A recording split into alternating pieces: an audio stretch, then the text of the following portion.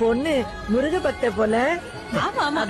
என்னையே தந்து விட்டேன் கந்தனிடமே, அவன் என்ன செய்தாலும் எனக்கு சம்மதமே.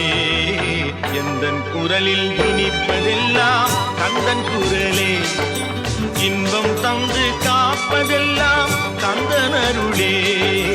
எந்தன் குரலில் இனிப்பதெல்லாம் கந்தன் குரலே. ஆஹா